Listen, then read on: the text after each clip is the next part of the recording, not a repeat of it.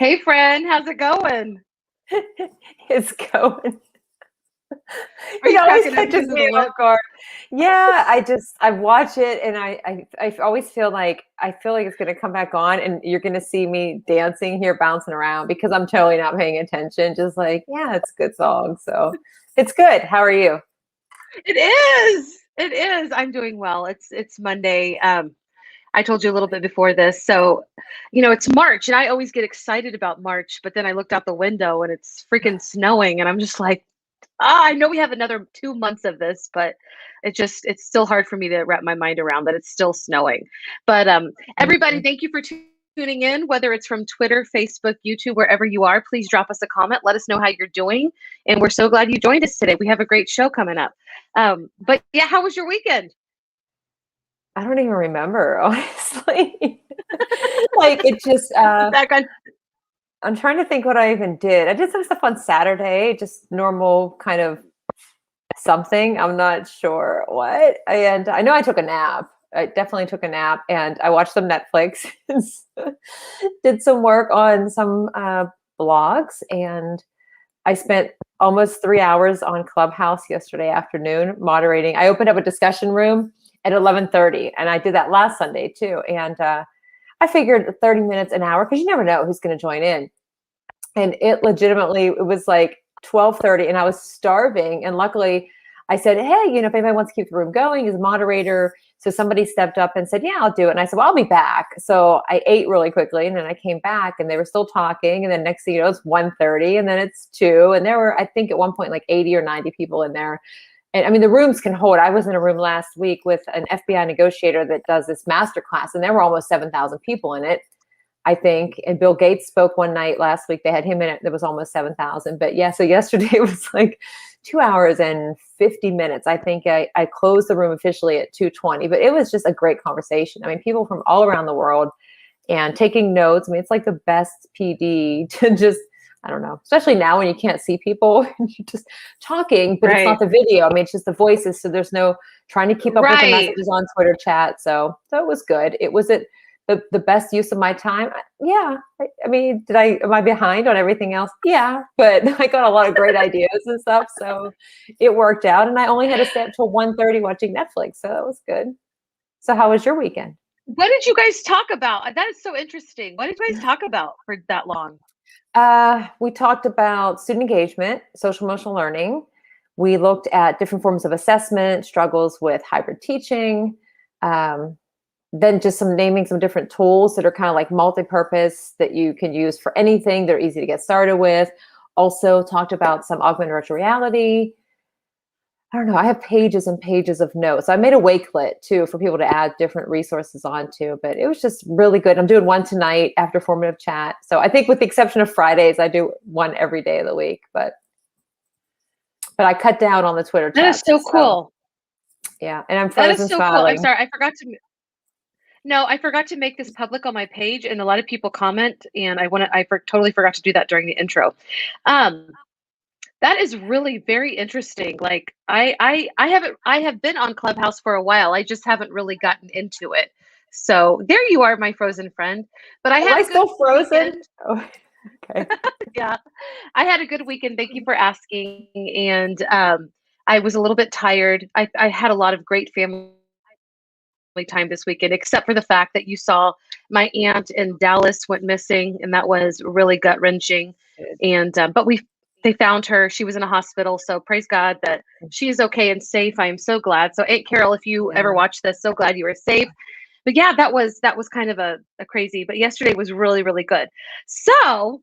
Oh my gosh, wait, and before we introduce our amazing guest, because we have a really good guest on and he's waiting very patiently, I tomorrow is know. Read Across America Day. And if you want me to read my story virtually in your class, please just DM me. I'm so excited. I already have one for this week, but I wanna get my dance card filled for tomorrow. Okay. But otherwise, can you tell us about our oh thank you. You just magically appeared. Well, yeah, it's right here. And if I freeze one more time, I'm serious. I'm just going to freeze. Like, I'm just going to talk like this and peek out because it's just super awkward. I'll just grab books. Hey, I'm sorry, story. It Yeah. looked So, it looked magical. Thank you. It did. It's like right here. I keep it nearby. It's a great book. So our guest is also an author, and I've known him for a while, so we can bring him up. He has a book, Next Level Teaching, Jonathan Alsheimer, full of energy and does amazing things. So yay, there he is. What's up? Glad to be here. Thanks for having me on the show. I'm excited. Let's roll. Absolutely. always has the energy. So if you're lacking in it, then you're going to be kicked into gear right now because he brings it. I appreciate that. I feel like I'm a live version of like, if you could make an energy drink into a person, I feel like that's me, especially when I'm in my classroom. I feel like if you can make an energy drink come alive, that's me. So I take it and I love it. So anyway. I agree. I do have to say one thing. Oh, sorry. No, you say it. No, this always happens. I'm sorry. No, it's the lag again off. But I wanted to say that you'll have to tell us how you do your like your time machine that you were doing. Like you had the video clips I saw, and you're like Indiana Jones style, Back to the Future style, Mesh, like dropping from the sky. So yeah, I would definitely want to be a student in your classroom. So we can get to that. But all right, we'll get to that. Well, I'll wait till we get to that stuff. Good stuff. Yeah, I got a lot to say. Okay, and we will, because we're going to talk about what it's like in your classroom in just a minute. But give us some background. If someone doesn't really know who you are yet, tell us like your background in education and just kind of what your life is like. Absolutely. Thank you. So that's a broad question. Jonathan Alsheimer from the Fred Lynn Middle School. I can't say it enough. You know, I get to work with the world-renowned relentless one, Hamish Brewer, outside of DC. I'm at Fred Lynn Middle School, but you know, my journey of education is 12 years in the classroom. I have 2 master's degrees, one in educational leadership, and I keep hearing, when are you going to leave the classroom? And it's just hard to do that because I just love working with kids, and that's it for me, just working with kids. And my goal is to try to find ways to get kids to love school. If they love school, they're going to learn. And so, you know, I've been teaching for a long time, and my story goes into, and that's kind of like why I wrote the book, but I wrote Next Level Teaching. Here, I got a copy. Bam, there it is. So I wrote Next Level Teaching as an idea of like what teachers can do as the driving force of school culture. How can we change the game in our classrooms and change the game in our schools? And it's an authentic piece of my heart. You know what I mean? I think that's the best way to put it. You know, I poured my heart on the pages of what I do, techniques I use to get kids to get excited about learning, and how teachers can be the amazing influencers in their school. And so I'm an author, I'm a teacher, I'm an international keynote speaker. And just, I love being involved in education. As I always say, if you can't get excited about talking about education, man, I don't know what you can get excited about. So here we are. For sure. So international keynote speaker, how has the pandemic changed that for you? Are you still speaking a lot just virtually? Yeah. So as a teacher, obviously you got to manage your time with that stuff. You know what I mean? But still speaking, of course, virtually mostly, you know what I mean? But actually virtually all of it's right now virtually. But yeah, I got the opportunity to do a virtual keynote kickoff in Canada. The pandemic did kind of, you know, push things to the side because, you know, back last year, you know, in March when everything kind of shut down, especially in Virginia, schools just completely shut down on a dime. You know, I had a week-long speaking gig, tour, however you want to call it, to Australia, a bunch of other opportunities, and just because nobody knows what's going to happen and when things are going to open up, they basically all just kind of shut down. So, you know, the opportunity is still there. Thankfully, like the virtual stuff is still available because I love to, I feel like impacting kids in my classroom is huge, but on a broader scale, speaking to schools and speaking to teachers is another way to impact kids more on a broad scale. You know what I mean? So I'm glad to have the opportunity to still do that virtually. I just did a couple of keynotes, a couple different speeches the last couple of weeks here. I got some more set up, ready to rock and roll. So, you know, and still booking things for the fall. So that's opening up, and that's a good thing. But I'm blessed to have the opportunities. I like that. Yes, rock and roll. That's totally rad. I love it. Good stuff. So cool. So, and Rachelle was kind of, you know, she was talking about all these things that she's seeing. Tell us, what is it like, and what's it like in your classroom right now? And if you're watching, tell us what it's like in your classroom right now too. Yeah. So here's the thing. Wow, has school changed? Like it really, really has. I always feel like I felt like as a 12-year educator, man, I felt like a vet. Like I felt like not that I know everything. I definitely feel like at any given time you have stuff you can learn from everybody. Everybody has something to offer. But, I had my tools that I use, but coming from where I came from, years of teaching, it was like, we didn't have technology. There was like, here's a marker, be a wizard with a marker, be a magician with the whiteboard. Like, how are you going to get, here's a legit, like, here's a marker, make kids love school. So I had to really be very, very like entertaining, very, high energy and things like that. And all of a sudden with the pandemic, like it's totally changed. All of a sudden now every single kid's got technology. We have like every platform in the world at our fingertips. Like we could do whatever we want. But the hard part is, number one, managing the waters of that, but also number two, how do you still make it authentic and relevant for the kids? Because it's not the same. Like you can't have kids. It's not the same where you can get kids working in a close knit group. You can't. There's certain things that you got to be careful of, obviously with the pandemic and the coronavirus and things like that. So for me, it was looking at, how can I make things authentic for what the kids like, looking at their interests, and how can I get them creative? How can I get them to still collaborate in breakout rooms, things like that, but how can I get them creative in the learning process, but also take what they love and turn that into what we're doing? So for example, with the time machine thing, I mean, that leads me right into it, right? The time machine thing was quite simply like I was teaching the Civil War. And it was like, man, kids are like, they're kind of like, all right, whatever, we'll do the work. But like, I want kids excited about what we're doing. So I literally took my phone. I had my 7-year-old. We went out to a battlefield and we started videotaping. I said, here's my idea. This is what we're going to do. I told my team about it. They were like, let's go. So essentially it was this.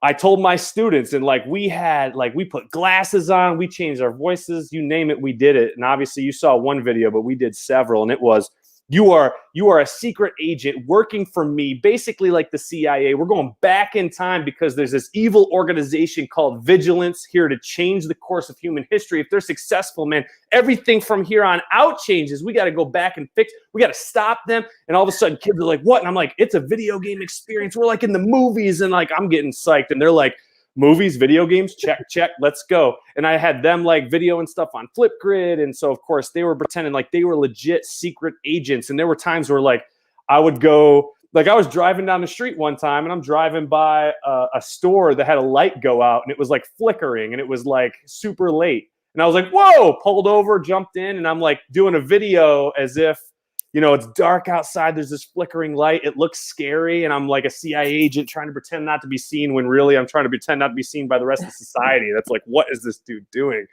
But we set it up. And then so from there, kids were dissecting text, looking for like secret codes and trying to get to battlefield before Vigilance could get there and change the outcomes. And it was just taking what kids love, movies, video games, entertainment, and trying to tie it into what we do.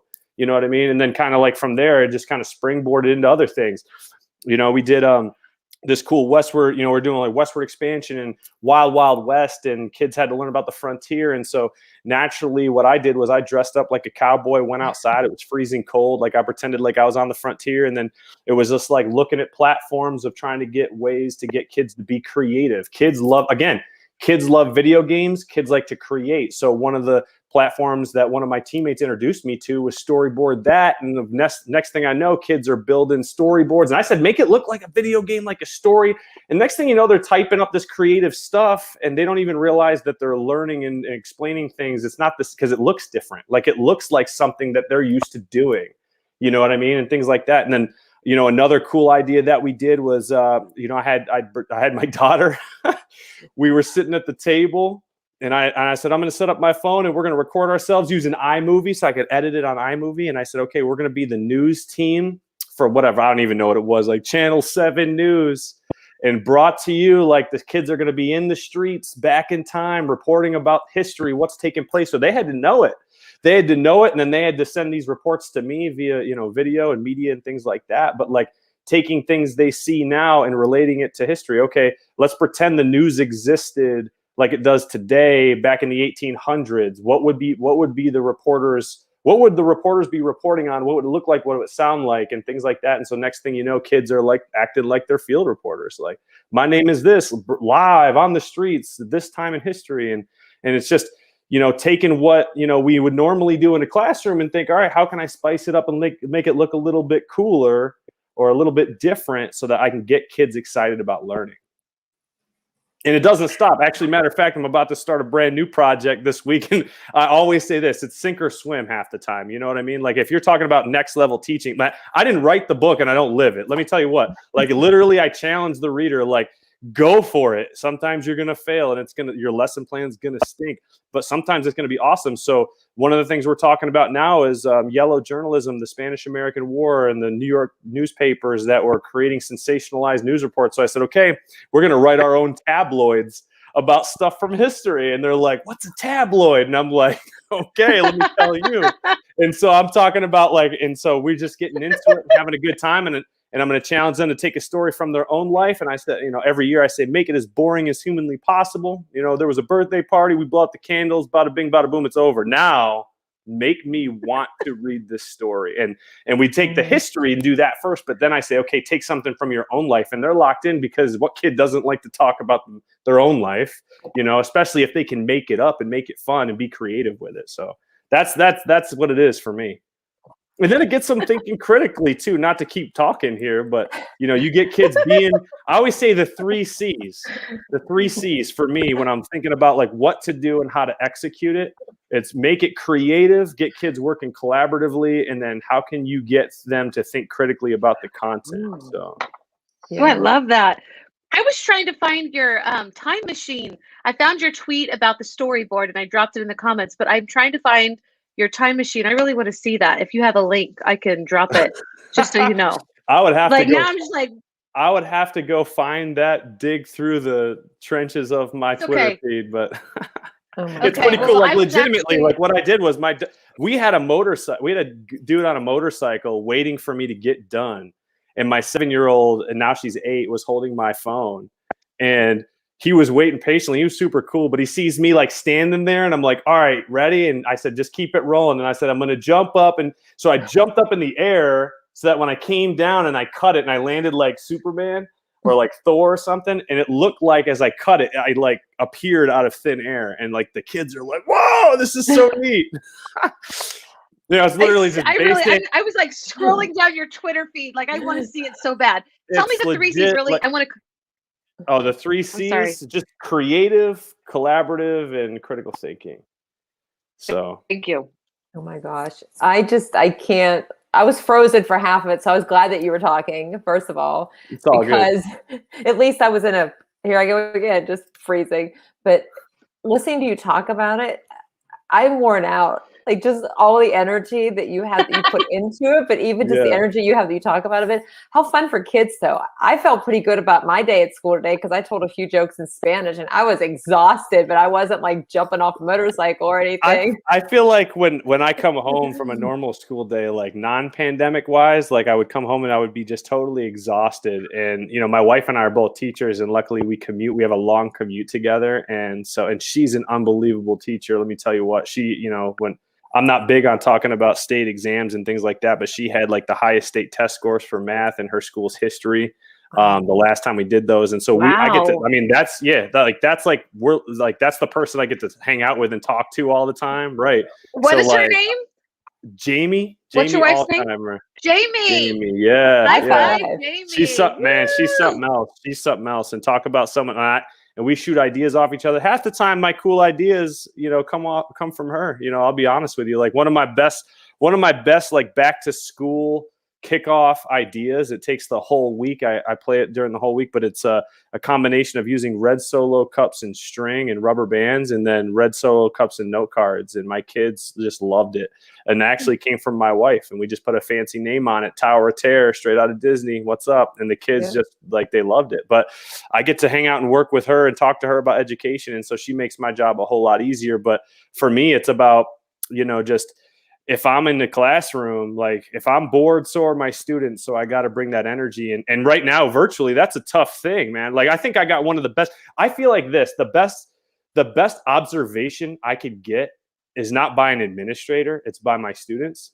Like true story.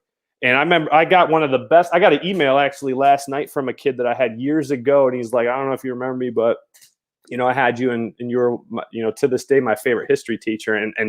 And like, I'm not saying that to boast. I'm saying that because like it made my whole day. And like what kids say to us, man, like that to me is the best. For me, that's like the best observation I could ever get. I had a kid type in the chat during our Zoom. He said, Mr. A, I have to say this. I love your enthusiasm for whatever you're talking about. So it could be me talking about history. It could be me talking about snowing outside. Like my enthusiasm. And I feel like kids will match that passion and that energy. If I bring it, they'll at least be more passionate and more energetic. And for me, that's key. Yeah. So. Well, you definitely bring the energy. That's for sure. Thank you. Oh, man. I think that we're able to open the door and show that to our students a lot of the times when we're excited about something genuinely, and we're able to introduce our students to something that maybe they don't know about. So I love that, and I actually miss that about teaching, because that was exciting for those light bulbs to go off, and just for the excitement of real learning. Yeah, that's probably the best part of teaching. The state tests are the worst, I think. I'll tell you, and I'll tell you what. I was talking to somebody just the other day. He'll come back. We're gonna wait. Oh, I thought I froze, and I lost the audio. No, it's Jonathan. He froze. But you look good, Jonathan. Let's talk about him until he comes back.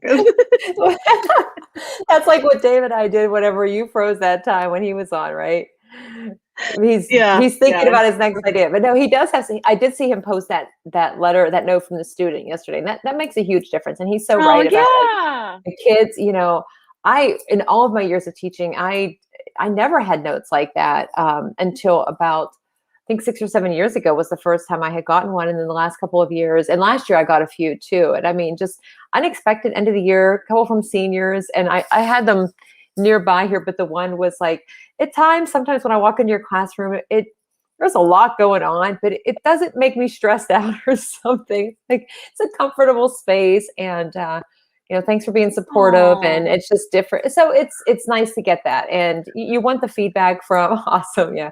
You want the feedback from everybody, but from the kids. Although today they weren't impressed when I was telling my Spanish 3 some jokes. I have a little Spanish teacher's like joke book, and they were just like, the one typed in the chat, like, I'm weeping right now. This is terrible. So, hey. All right. Were you out filming on location? Yeah, you're in. All of a sudden, my screen went black, and I'm like, where'd everybody go? So I'm using my phone. I'm not going anywhere.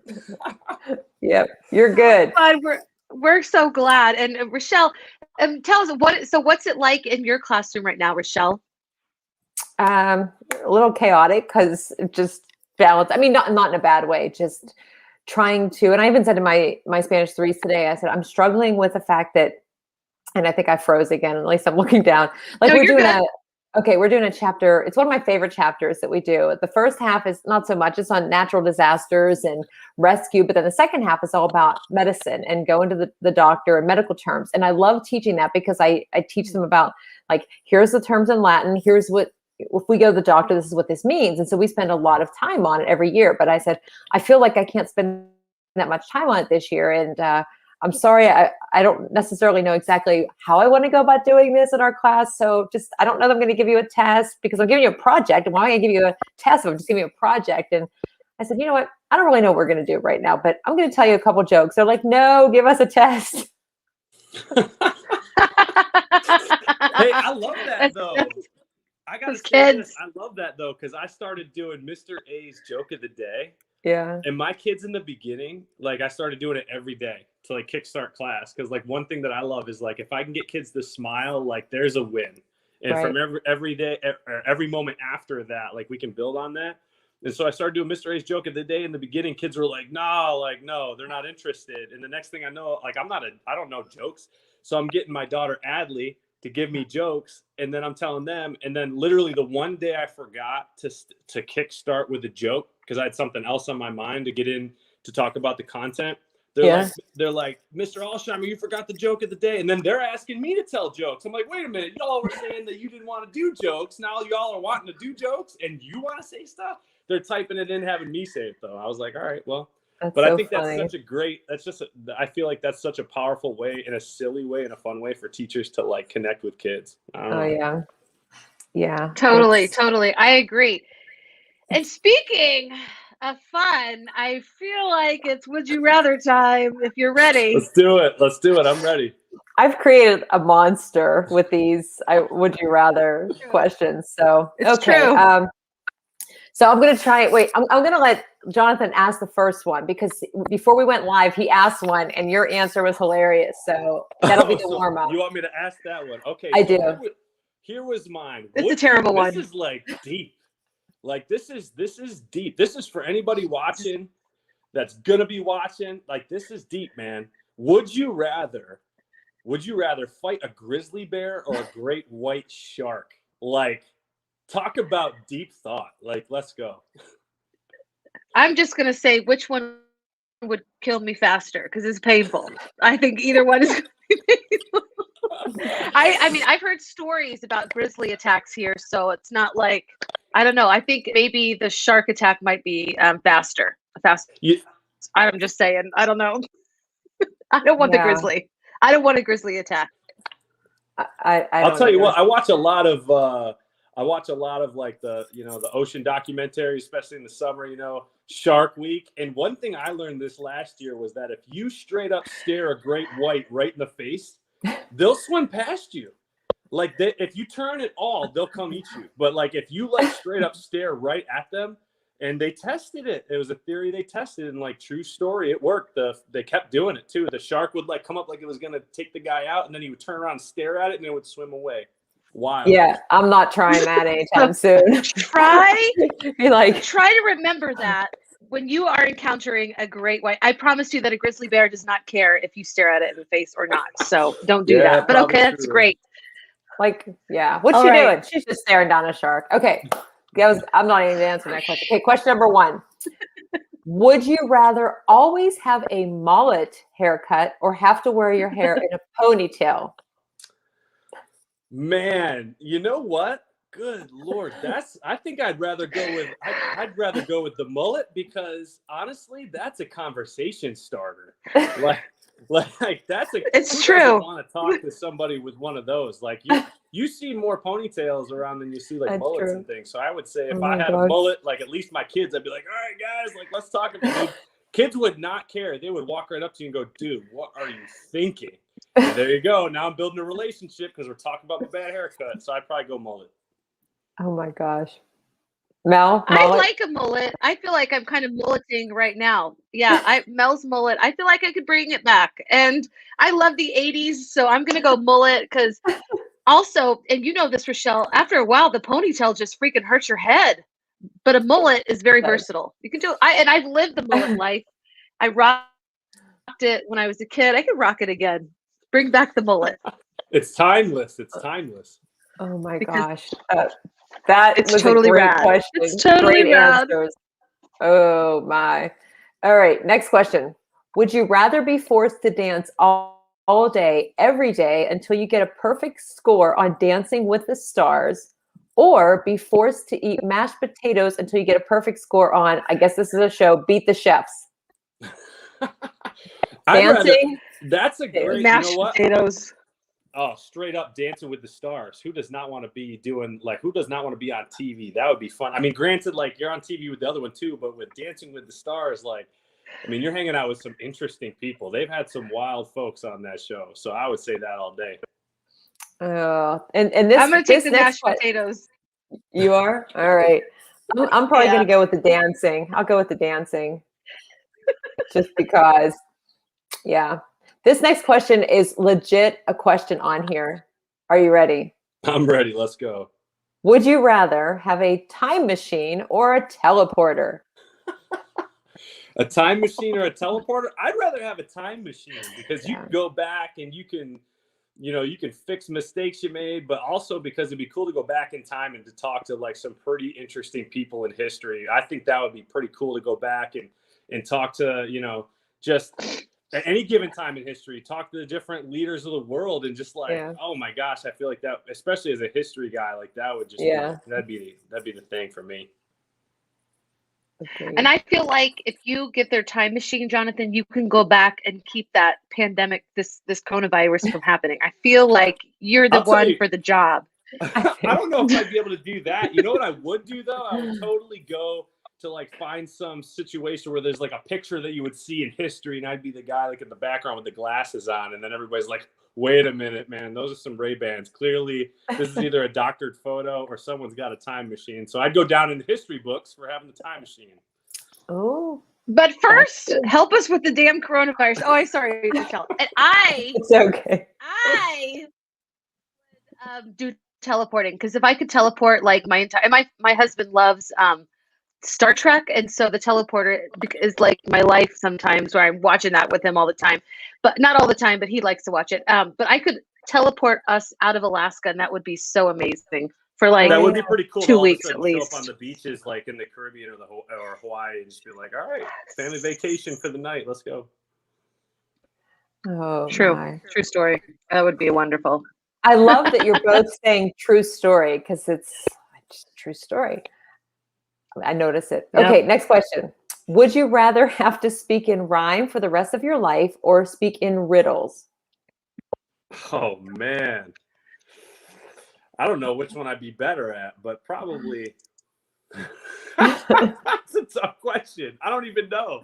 I guess speaking riddles, because then at least people would be like, huh? I don't know. Although people that speak in rhyme, I mean, they're pretty, I mean, like, you know, that would be pretty cool too, because then you're making songs up while you're talking, because, you know, aren't songs made up with rhymes and things? So, Yep. I'm going to go with rhymes. What about you, Rachelle? I probably riddle, I think, but that might be, I don't know. Maybe riddle. Okay, I know. All right, give us one more. Yes, give us one more. One more. I got one. Okay. This is Okay. what I use with Good my job, students Jonathan. either this week or next week. Okay. A dude on Twitter hit me up with this one, and I love it, so I'm gonna throw it out.